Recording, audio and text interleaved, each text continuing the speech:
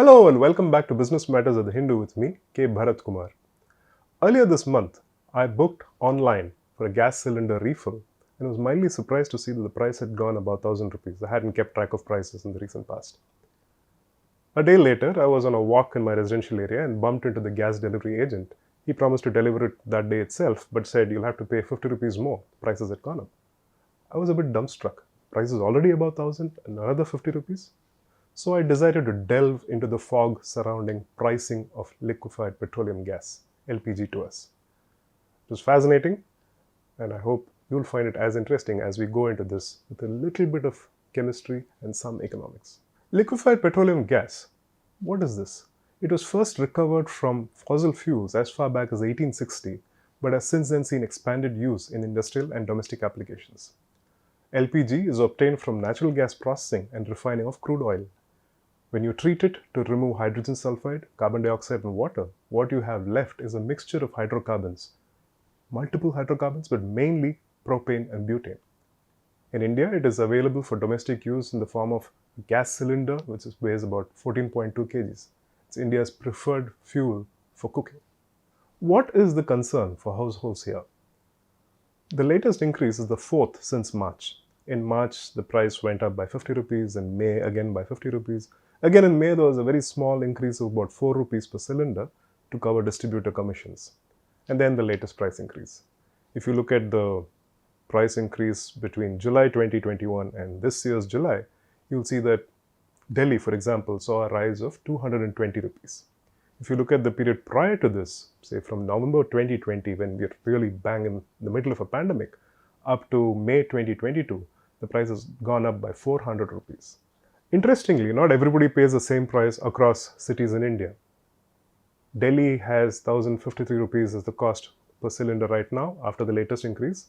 Kolkatans pay the highest among the 4 metros at 1079. And what has triggered the latest price increase? Under recoveries by oil marketing companies. Under recoveries means nothing but the selling price does not cover all of the costs that go into making sure that the gas is made available to you. An office bearer of an All India LPG distributors body says that even after the latest increase, the under recovery has not been fully accounted for. What influences the price that you pay your gas delivery agent when he comes to install the cylinder at home? The cost of domestic LPG is derived from a formula that takes into account the import parity price, or the IPP, which in turn is based on the international LPG price. For us, Saudi Aramco's LPG price is the benchmark. The components that help decide the final dollar-denominated price are FOB price, ocean freight, customs duties, and port dues. What is FOB? It's free on board. It means nothing but it's a deal between the buyer and the seller. The seller says, up to a certain point, I'll make sure that the goods reach you. Whatever happens in between, pilferage, damage, so on and all that is my responsibility. After that, you take charge. So it could be up to a certain point, say a port, say the Jeddah port or the Mumbai port. So the FOB price is an important component of the dollar-denominated price. And then when it comes into India, you have the local costs, local freight, marketing costs, bottling charges, commissions to distributors, and GST. And all of these together help the government decide what the retail selling price of LPG should be.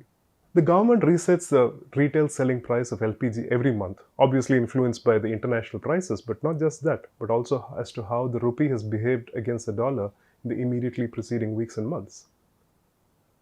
The FOB and the freight charges typically together make up 70% of the retail selling price, but that percentage could go up to 90% depending on how much of the input costs the government is willing to absorb and how much to pass on.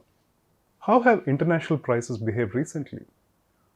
The Petroleum Planning and Analysis Cell under the Ministry of Petroleum and Natural Gas, or the PPAC, puts out the FOB details monthly.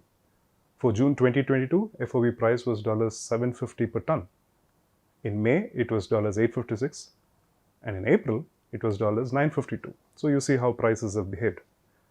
Just to pick a random month before the pandemic hit us and even before the war was a thought in our heads here in India, January 2020, the FOB price was $535. And how has the rupee behaved? We all know from earlier episodes of Business Matters that the rupee's dance against the dollar has thrown us all into a tizzy. Pre-pandemic, again in January 2020, it traded between 71 and 72 to a dollar, but now it's plummeted to 80 rupees. So it's a double whammy. when prices, if at all they go up, recently in the last 3 months, FOB prices have come down, but compared to say January 2020, they have risen. And not only do we have to pay more dollars, but when in converting rupees to dollars, you have to shell out that much more. So which parts of the population will be affected by this price rise? Everybody. Earlier, the government used to subsidize the cost of domestic retail price of LPG by direct benefit transfers into your bank accounts. But when the pandemic hit us and the economy went into a downward spiral, all subsidies were stopped. But more recently, in May this year, Finance Minister Nirmala Sitharaman had indicated that those covered by the PMUY scheme or the Pradhan Mantri Ujjwala Yojana, which will positively impact about 9 crore women, those would be eligible for a subsidy of about rupees 200 per cylinder up to 12 cylinders a year. Everybody else has to pay the indicated retail price. While there's no denying that any price increase of such an item pinches the pockets of all impacted, we can try and look at the data and understand what influences prices. Do domestic retail prices go up or down in tandem with international prices? Or do these two seem to be singing a different tune? The data is all there for you to check out. For example, if you wanted to check out the FOB price for January 2020, the PPAC website is a place to go. The PPAC puts out a monthly document called the Ready Reckoner, a snapshot of India's oil and gas data. So the data for June will come out sometime in July, maybe mid-July. Under the heading titled Information on Prices, Taxes, Under-Recoveries and Subsidies, in that document, you will find all the data that we've just been discussing. It's your data, your money, my data, my money, our data, our money. Go look at it. What are the broader implications of a price increase of such an essential household item? Especially at a time when consumer demand has been dampened, mainly because of the pandemic, and then of course the war, which has led to supply chain disruptions and so on. More cash in the hands of retail consumer would have helped spur demand better. This directly impacts GDP growth.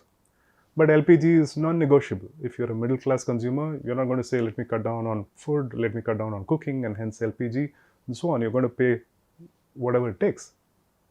But it's going to tell on your disposable income. Now, try and link all of this with all of the chatter that's going on around the world with central banks and governments saying we have to cut down inflation, bring it down. The US has seen inflation soaring to some multi-decade highs. They're really concerned about it. Likewise, we've seen in India, inflation has gone past the comfort level of the RBI. That was the upper limit of 6%, and it's gone past 7% for several months running now. So central banks and governments around the world want to bring down inflation because not only does high inflation impact the poorest sections of an economy, but over time, high inflation can actually tell on growth and hence job creation and hence prosperity. Consider this example, just a basic example for your understanding. It doesn't mean it happens all the time all around the world. If the price of an essential item goes up, like we discussed, you're not going to cut back on the use of that item, but you will defer the purchase of what you consider as a luxury item, a mobile phone, for example. Your existing mobile phone is old, it's damaged, it takes time to respond to your commands. So you've been eyeing a new phone. You're going to say, you know what, let me wait for 4-5 months. Let my savings grow and I'll look at buying it then.